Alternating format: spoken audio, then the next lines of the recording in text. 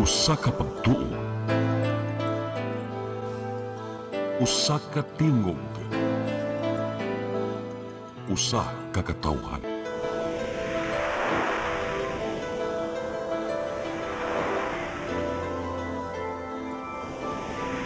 Cebu Catholic Television Network.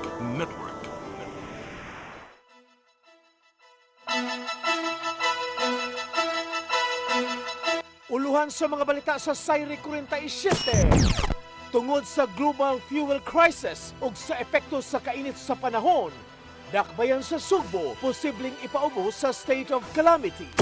Presyo sa lana minusan og hangtod 20 pesos matag litro sugod ugmang adlaw. 15 ka mga batan-on sa Operation Second Chance nag-noise barrage, nangikyas. 3 patay sa aksidente sa kadalanan sa Tingob Dakbayan sa Mandaue.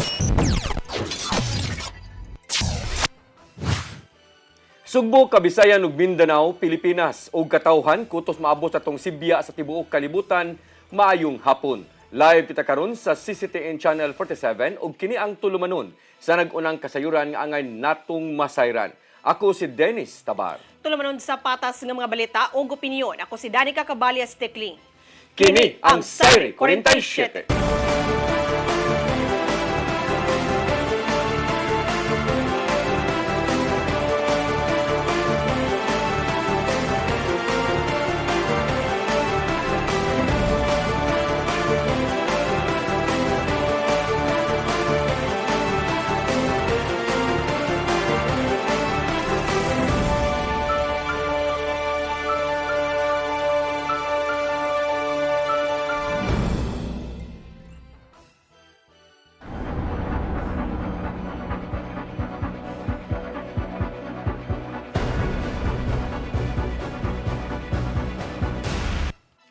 Ug karon sa kumpletong detalye sa atong mga balita, dakbayan sa Sugbo posibleng mapaubos sa state of calamity tungod sa kahimtang sa kaumahan sa Bukirang Barangay. Kini aron matabangan ang mga apektadong mga mag-uuma sa global fuel crisis ug posibleng epekto sa grabing kainit sa panahon. Ang kasayuran ihatod ni Gian Navarro. Gisubay sa Cebu City Government ang kahimtang sa mga mag-uuma karong pipila sa mga mountain barangay sa Dakbayan ang hilabihang naapektuhan sa global fuel crisis. Gumikan sa kamahal na sa presyo sa produktong petrolyo, halos dihinay ang produksyon sa mga agricultural products gikan sa nagkalain-laing tamnanan. Halos nausik na ang mga inaning utanon, gumikan kay nagkahinay man ang paghalin niini ngadto sa kamerkaduhan. Maong nangadugta na lang halos ang mga gianing nga agriculture products. Tungod nini, usa sa mga opsyon nga nakita ni Mayor Nestor Archival mao ang posibleng pagpaubos sa state of calamity sa syudad. Kini aron matabangan kadtong mga mag-uuma nga makapadayon silang panginabuhian taliwa sa krisis. Usa sa gihimong lakang mao ang subsidy alang sa mga mag-uuma sa Bukirang Barangay nga magamit na usab sa ilang panginabuhian. The information that's coming from the departments like the disaster and kanigyod sa atong CAD kung unsay kanabitong giladmon so sa atong kalisod dito sa Kabukiran, and it is the time na kung pwede makahangyo kog usa ka konsehal na makahimo og privilege speech ma-declare ang atong area, especially dito sa mountain lang nga naa sa state of calamity. Ipaabot karon sa mayor ang dugang report sa City Agriculture Department bahin sa kasamtangang kahimtang sa mga kaumahan sa bukid. Ingon manusab ang dugang pang recommendation gikan sa City Disaster Council bahin sa maong sugyot. Gawas sa krisis sa krudo, gipangandaman usab sa Dakbayan ang posibleng epekto sa grabing huwaw ngadto sa mga kaumahan. Sa kasamtangan, anapa sa El Nino Watch ang Pilipinas diin sumapa sa pag-asa posibleng matagamtaman ang epekto nini sa nasod karong Hulyo hangtod Setyembre ning tuiga. Sumapa ni Archival nga lakip sa gibantayan mao ang mga kasapaan sa Dakbayan batok sa hingpit nga pagkanihit niini. Ingon manusab ang dugang pang tinubdan sa tubig nga kakuhaan sa syudad aron ihatod ngadto na sa kabalayan. Kaya kani magong mga tubod, klase-klase na tubod nga gikan sa upstream o nasa ibabaw, and there are some spring which is actually naa sa ilalom. It's easy for the spring nga naa sa ibabaw kay nga atong i-provide hose raman og tangke. So magbutang tag common stations asa sila makakuha og tubig. Ian Navarro, CCTN News. Gihatagan sa Lapu-Lapu City Government og tag 5 ka kilong bugas ang 438 ka mga displaced workers sa Mactan Export Processing Zone kon MEPS. Matod sa peso nga nawagtangan og trabaho ang maong mga mamumuo human gisirad-an ni adtong Marso 14 ang gitrabahoang garment company. Gawa sa libreng bugas, abagan sa city government ang mga apektadong trabahante nga makabaton og laing kasudlan sa trabaho pinaagi sa himuong job fair.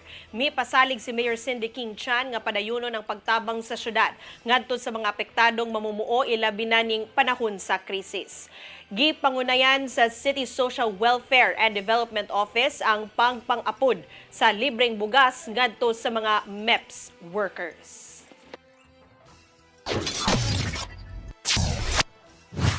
Presyo sa lana maminusan og hangtod 20 pesos kada litro sugod ugmang adlaw. Nakita sa presidente nga kuwangan pa kini apan mahinungdaon kun pangininguhaon sa gobyerno nga mapaubsan pa ang presyo sa uban nga panginhanglanon. Ang kasayuran ihatod ni Gian Navarro. Pinagisi ang video post kagabi. Gianunsyo ni Presidente Ferdinand Bongbong Marcos Jr. nga mobarato ang presyo sa petroleum products sugod ugma Abril 14. Human sa unong kasimana nga pagmahal, minusan og kapin 20 pesos ang kada litro sa presyo sa krudo. Samtang 4 pesos and 43 centavos usab ang kada litro sa gasolina. Sa kerosene, kuhaan pa kini og 8 pesos og 50 sentimos ang matag litro ni ini. Mato ni Marcos Jr.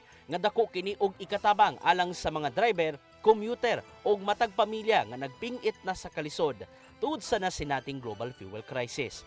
Apan giangkon sa presidente nga kuwangan ra ang gipatumang rollback sa mga lakang nga gipanghimo aron maarang-arang na ang mga naglisod. Kaya tuloy-tuloy naman ang ginagawa ng inyong pamahalaan para maibsan ang epekto nito sa inyong pang-araw-araw na buhay. Hindi po tayo titigil hanggat hindi natin napababa ang gasto sa biyahe, sa pagkain at sa kabuuang pamumuhay ng ating mga kababayan. Ipasabot usab sa Department of Energy nga ang nahimong pagbana-bana sa rollback gibase sa average sa international prices sa nakalabayng 5 ka adlaw itandi sa nimong average sa miaging semana. Apan nagkanayon, si DOE Secretary Sharon Garin nga lisod na mobalik sa 60 pesos ang kada litro sa petroleum products dinhi sa nasod kumikan sa kadaot sa istruktura hinungdan sa kagubot sa Middle East. Iyang gidugang nga dili matag na ang sitwasyon ug ang pag-ayo sa mga oil-related facilities mahimong madugay bisan pa man og muhupay ang tensyon. Maong gipaybaw ni Marcos Jr. nga sa mosunod pang mga adlaw o buwan, ibutyag diya ang dugang pa mga lakang ug tabang gikan sa gobyerno. Kini aron masiguro sa kagamhanan nga dili mapasagdan ang matag Pilipino taliwa sa mga pagsuway nga gibilin gikan sa naitubong gubot sa Middle East. Hindi nating hahayaang mapabayaan ang bawat Pilipino sa gitna ng mga hamong ito. Kaya tuloy-tuloy ang trabaho ng pamahalaan nang may maramdaman na ginhawa ang bawat pamilya. At yan ang tinututukan namin araw-araw. Gian Navarro, CCTN News.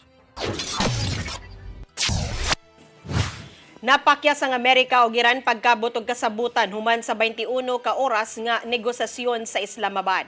Sumala ni US Vice President J.D. Vance, wala mipabor ang Iran sa mga kondisyon sa US o giingon nga mas makadaot kini ang katuyuan para sa Iran. Matod usab niya nga ang US nanginahanglan og basalig nga dili maghimo og mangita og paagi ang Iran sa paghimo og nuclear weapon. Bisan pa niini, posible nga magpadayon ang negosasyon. Sa bahin sa Iran, giingon sa ilang mga opisyal nga wala sila naglaom og dayong kasabutan og nagpadayon gihapon ang ilang panawagan nga makabut ang pagsadig sa usag-usa.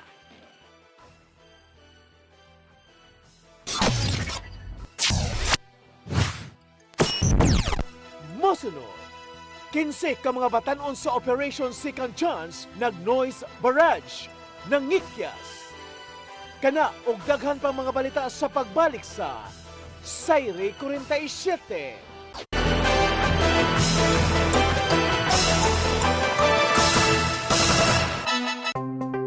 Discover the beauty of the Philippines.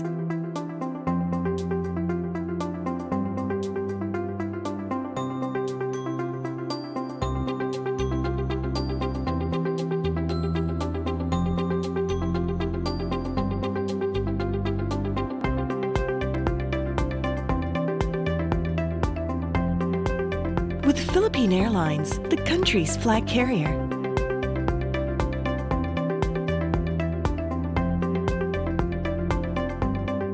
The airline that lets you feel the warmth of the nation.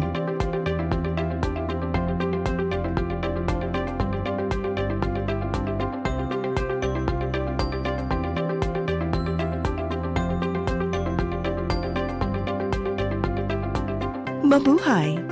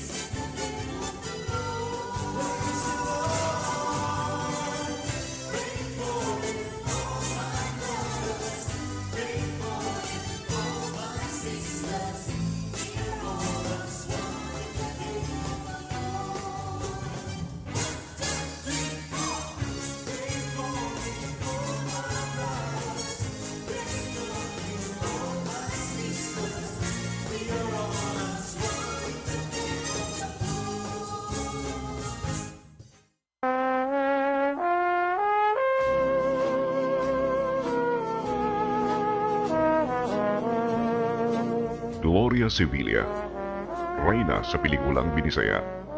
Gikan sa Bantayan Island, siya nagtungha sa University of the Visayas ug nadiskubrihan ang iyang abilidad sa pag-arte diha siya misalmot sa usa ka declamation contest. Wa magdugay, si Gloria Sevilla mo'y nagunang leading lady sa pelikulang Binisaya. Mga pelikula sama sa Mga Anak in Town, Rosas Pandan, Mapait ang Balaod, Badli sa Kinabuhi, Gimingaw Ako, ug Matod Nila. Kanunay niyang leading man, mausab ang iyang kapika sa kinabuhi, si Matt Ranillo Jr. Apan si Matt Ranillo, sayong gibawian sa iyang kinabuhi. Dunod sa iyang kalapusan sa Cebuano movies, si Gloria Sevilla daling nagasuod sa Philippine movie industry. Niadtong 1969, siya napiling Best Actress sa FAMAS o sa 16th Asian Film Festival. Siya nagbini og usab sa laing iladong aktor nga si Amado Cortez, kinsa napiling Philippine Consul sa Estados Unidos. Si Amado Cortez, mitaliwan na usab pipila na katuig ang nakalabay. Hangtod karon, si Gloria Sevilla padayong aktibo sa industriya, daan garbo ug dungog sa Sugbo. Gloria Sevilla, Garbo sa Sugbo. Subuano ni.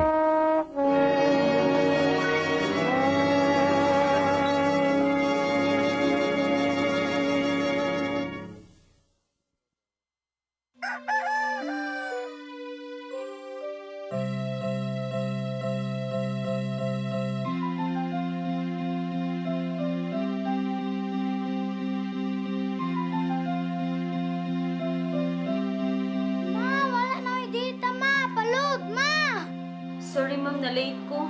Nangita pa mong ko para internet sa kong anak, ma'am. Ay, wala na yung problema. Pag sinisibo. Sinisibo, sinisibo. For your internet, connection. And for the signal of your cable TV. So fast and straight the transmission to your home. Cine Cebu.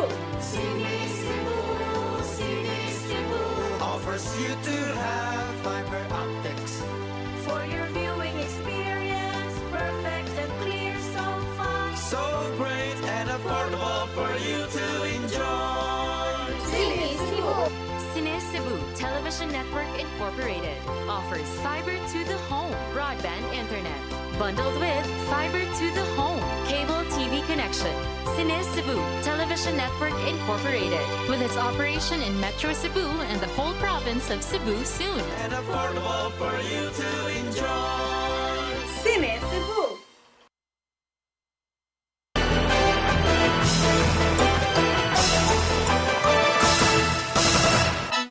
Balik sa ato mga balita, 15 ka mga batanon sa Operation Second Chance nang gikyas human sa gihimo nga noise barrage. Na-rescue hinuon sila sa mga sakop sa kapulisan human sa subsub nga pagpangita uban sa DSWS. Ang kasayuran ihatod ni Mary Rose Sagarino. Moabot sa 15 ka mga children in conflict with the law ang nanglaya sa Operation Second Chance Center sa Barangay Kalunasan sa siyudad sa Sugbo ni atong Sabado sa gabi. Daling mirespondi ang mga sakop sa Guadalupe Police Station uban sa Mobile Patrol Unit og Special Weapons and Tactics alang sa himuon nga manhunt og rescue operation. Sa 15 nga milayas, 8 dayon ang ilang na-recovered samtang ang 7 ang gituuhan nga nakadaga na og layo nga tungod ani nakigalayon dayon ang Cebu City Police Office sa mga kabanay sa maong mga batanon. Si Consul Dave Tumulak, ang chairman sa City Disaster Council, mibutiag sa katapusan nga ihap sa Domingo. Duha na lang ang wala pa makabalik ug ang katapusan ang nakuha didto sa syudad sa Naga. Matud ni Tumulak nga ang Operation Second Chance Center ang gidumala na kini sa Department of Social Welfare and Services. Human nga ninihapon ang mga batanon, milusad og Greyhound operation ang mga social workers sa mga kwarto sa maong mga batanon ug nakasakmit sila og tulo ka mga cellphones. Dinhi na nagsugod nga mihimo sila og noise barrage ug ang 15 ka mga minors ang nagdungan sa paguba sa window grill sa likod sa pasilidad. Human nila maguba ang window grills nang layat na dayon kini og dayong panagan. Hinungdan nga nihimo og hot pursuit operation ang Cebu City PNP uban sa mga sakop sa DSWS maong daling nakuha ang kadaghanan sa mga nang-ikyas nga batanon. Tungod niini, gipahibaw ni Tumulak nga nagpadayon ang gihimong investigasyon kung anong nakalusot ang tulo ka cellphone sa pasilidad nga hugot man kini nga gidili. Gitanausab nila kung unsa pa ang ilang himuon nga mapaligon ang Operation Second Chance Center aron dili na masubli pa nga makalayas ang mga batanon. Mary Rose Sagarino, CCTN News. Mga suliran bahin sa seguridad sa Operation Second Chance, hatagan ug pagtagad sa Cebu City Government. Subay kini sa nahitabong pagpang-ikya sa 15 ka mga batanon apan gi-rescue sila sa mga otoridad. Ang kasayuran hatod ni Gian Navarro.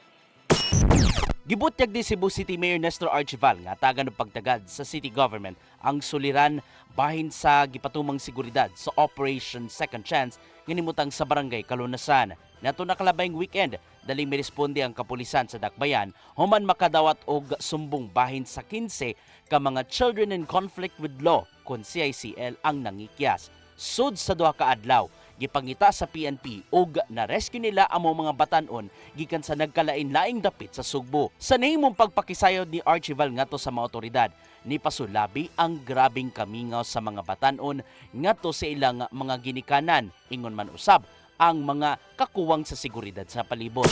Kung nakitaan nga ang area where to sleep, kung daghan kayo sila, naingan lang og grills. Ang grills nahitabo, dagko kayo, pero ang nahitabo dito gi-connect sa kabilya nga gamay kayo. Maong aduna sila ipatumang mga reforma bahin sa seguridad sa palibot sa Operation Second Chance. Gikan kini sa mas gipahugod pa nga pagbantay hangtod na sa pag-amuma ngadto sa ubang mga CICL sa sulod. Yaluan paliguno nato ang atong areas where asa sila makaagi. The other thing is ang atong tubig. Ang tubig kay bawgid mo, ang tubig nato dito gamay ra gyud kaayo because hatdan man nato kay wa man sila supply gyud sa tubig. Ipatuman usab sa mga pasilidad ang dugang pa mga reforma aron nga mo maayo pa ang pag-atiman sa mga batanon sa sulod.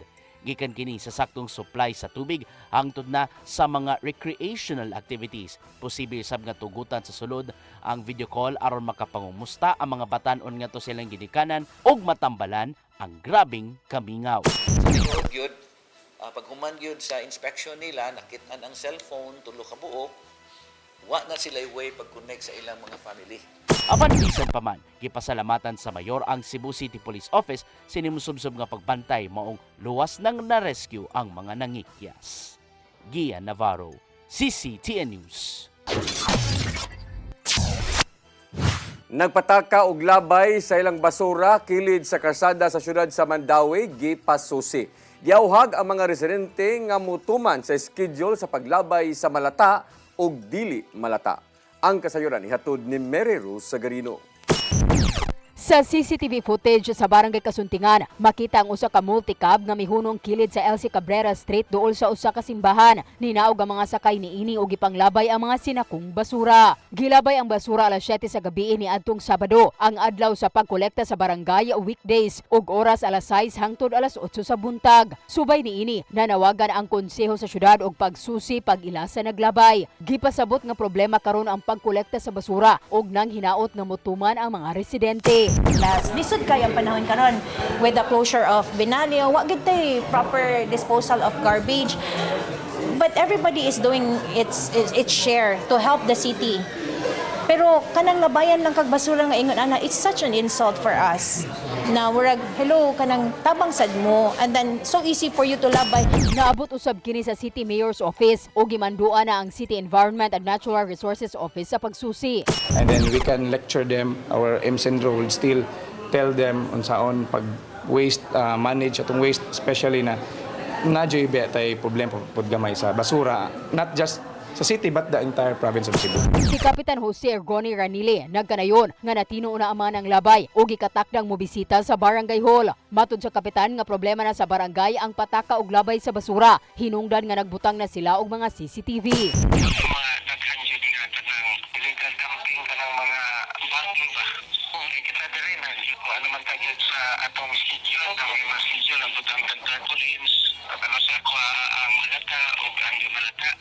Posibleng maisyuhan og citation ticket ang mga naglabay sa basura subay sa ordinansa sa syudad.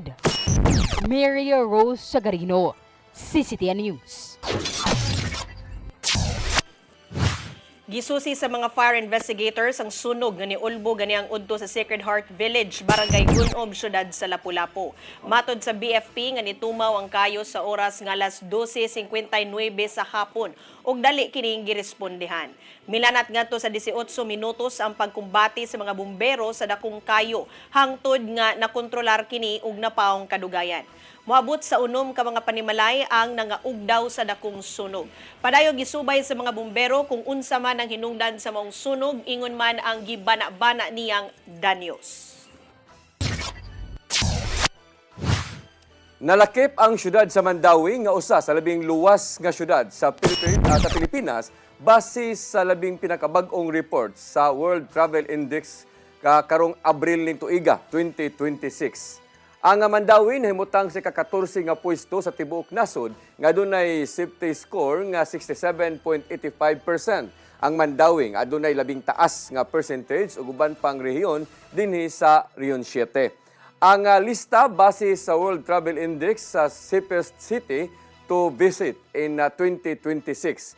Sa Pilipinas, base sa crime rate, public security, infrastruktura ug sa kinatibukan nga kasinatian sa mga bisita.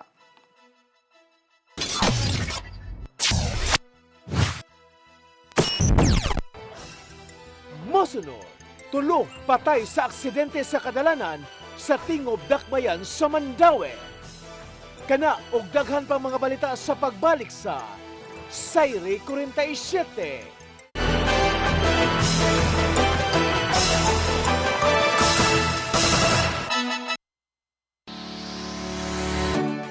Looking for the best internet deals in Negros Oriental? Field Products Negros is here to bring you fast, reliable, and affordable internet with plans made just for you. For as low as 899 pesos per month, enjoy speeds of 50 Mbps, perfect for streaming, working, or studying from home. Need more speed? No problem. Get 100 Mbps for just 1,199 pesos. 150 Mbps for only 1,499 pesos, or our fastest plan, 400 Mbps for just 2,399 pesos per month. Plus, you can add over 100 cable TV channels to your internet plan for just an additional 100 pesos per month. That's entertainment and lightning fast internet all in one. Enjoy no installation fees and start today with a 1,000 peso customer deposit. Call us now or visit our website to sign up with the Phil Products Negros. You get internet that's affordable, reliable, and local. Phil Products Negros, bringing you closer, faster. Call us at 0917-631-5240 or visit our website www.philproductsnegros.net or our Facebook page, Phil Products Dumaguete. Subscribe now.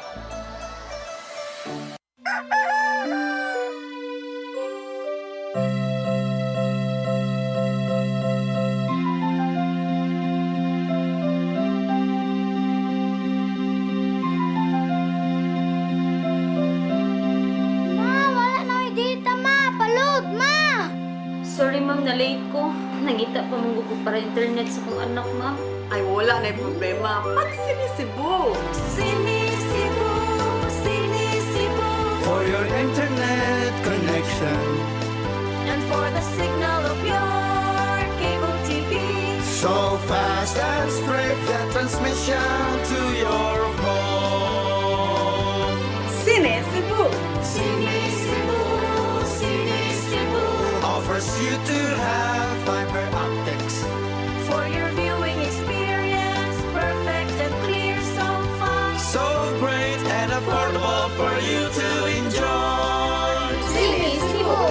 Cine Cebu Television Network Incorporated offers fiber to the home broadband internet bundled with fiber to the home cable TV connection. Cine Cebu Television Network Incorporated with its operation in Metro Cebu and the whole province of Cebu soon. And affordable for you to enjoy. Sinisibu! Ang kinabuhi puno sa hagit.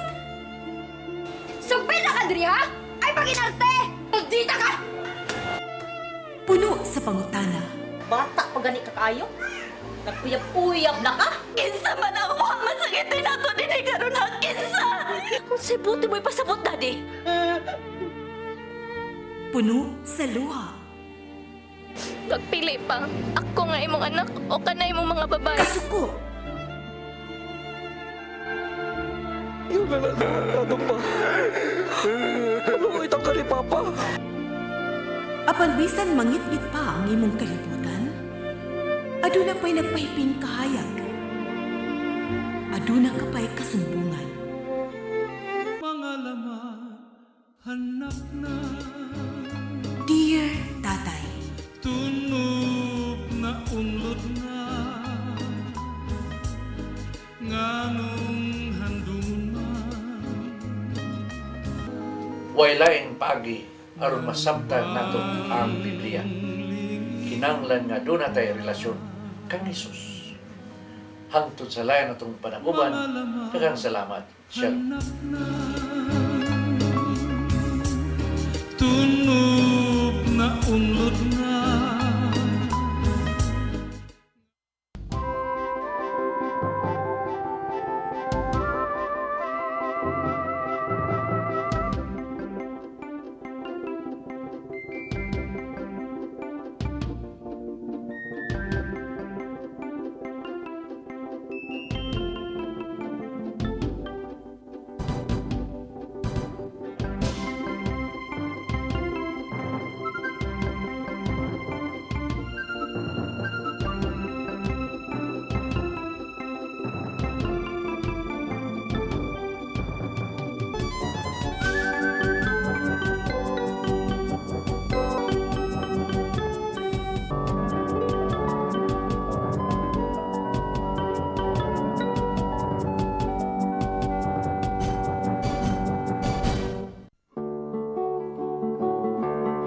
Don Sergio Osmeña, ikatulong Pangulo sa Pilipinas ug ikaduhang Pangulo ubos sa Philippine Commonwealth. Mikuha og kursong abogasiya sa University of Santo Tomas ug nahimong second bar top-notcher. 25 anyos pa lang dihang nahimong piskal sa lalawigan sa Subo ug wa pay 30 anyos dihang napiling gobernador. Napiling senador niadtong 1923 hangtod 1935. Pag-ulbo sa World War II, si Don Sergio mikuyog kang Pangulong Manuel Quezon sa Estados Unidos. O dihang namatay si Quezon niadtong 1944, si Don Sergio ang bipuli isip Pangulo sa nasod. Kauban siya ni General MacArthur ug uban pang Pilipinong general kabidunggo sa Leyte niadtong 1944. Si Don Sergio milingkod isip Pangulo sa nasod hangtod sa sunod nga presidential election niadtong 1946. Di napili si Manuel Rojas isip bagong presidente. Si Don Sergio mitalikod sa politika ug migahin sa iyang panahon isip private citizen hangtod sa ipagtaliwan niadtong 1961. Don Sergio Osmeña. Karbo sa Subo. Subuano ni.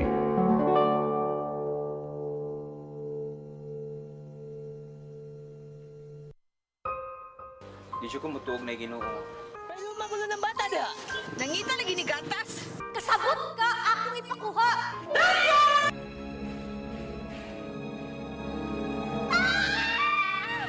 Ug naa sa unang Timoteo 3:15 nga ang iglesia sa buhi nga Dios mao iyang panimalay ug mao ang haligi ug sugaranan sa kamatuoran. Mayo! Kasi tayo! May hatag lang unta kong gatas para sa inyong anak. Basin kadahong ka nga ikaw ang gwapa sa tibok kalibutan. Unsay reparation, Monsignor? Buhi kag laing bata aron mabayran ang imuhang nahimo nga dako nga kasalanan.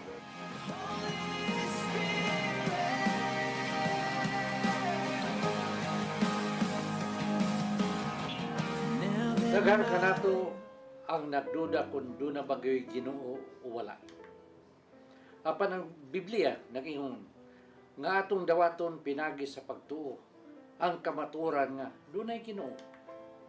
Sa Hebreo 11:6 nag-ingon, walay makapahimot sa Dios kung walay pagtuo.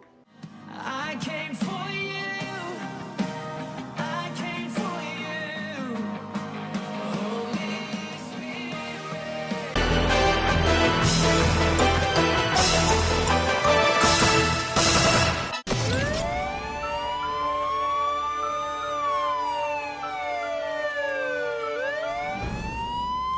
Balik sa ato mga balita, tulo ang patay sa aksidente sa Barangay Tingob, siyudad sa Mandawi, human maatrasan sa usa ka truck ang duha ka mga motorsiklo.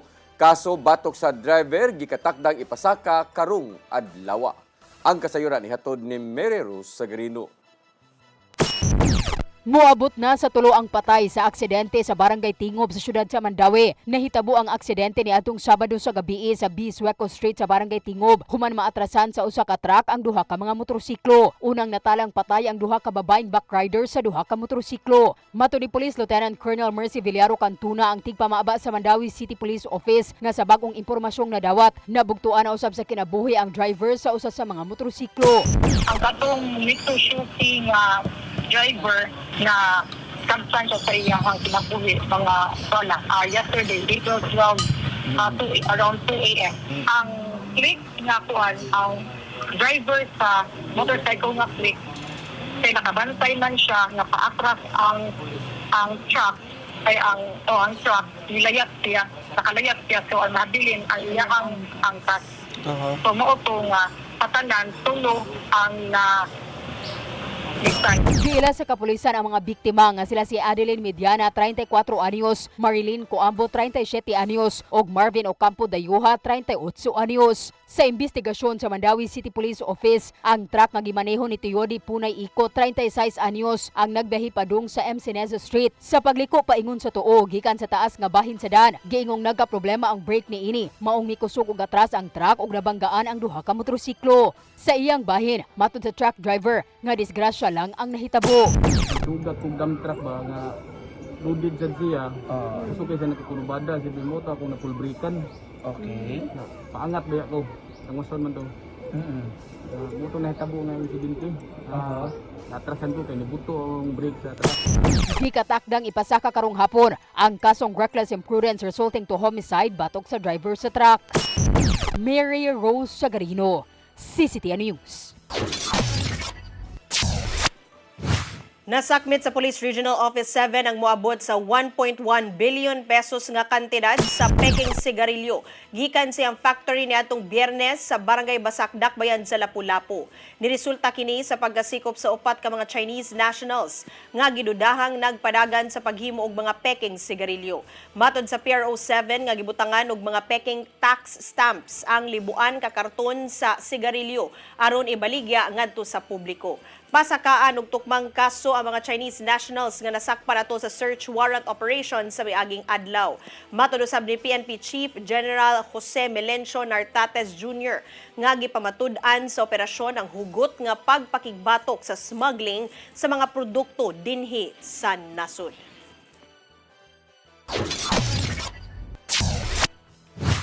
Lalaki nga nang hold up sa usa ka street cleaner o iyang anak nadakpan sa Talisay City.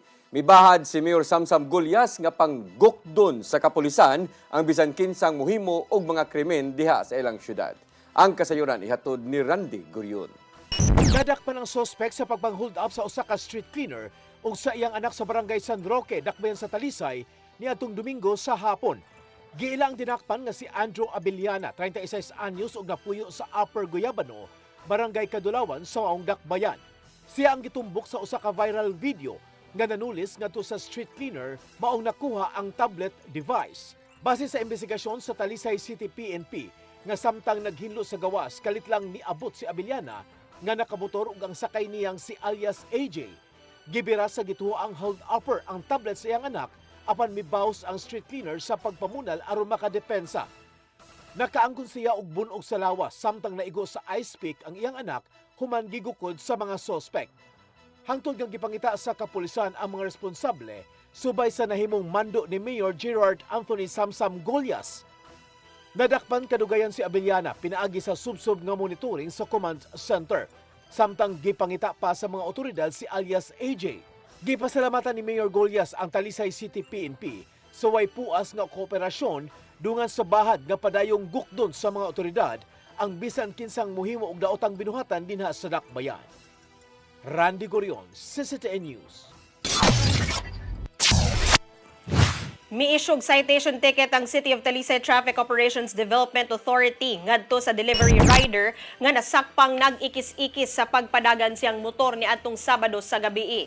Gipangita sa City Toda ang 37 anyos nga rider human nakuhaan og video ang iyahang pagmaneho sa motor sa Tabunok flyover. Hangtod nga miatubang ngadto sa hepe nilang si Jonathan Tumulak ang rider aron pagdepensa sa iyang binuhatan. Matod sa rider nga nag-ikis-ikis siya sa pagmaneho human nakamatikod nga adunay nagsunod kaniya nga laing motor. Gihimakak usab sa rider nga nakainom siya ni anang higayuna.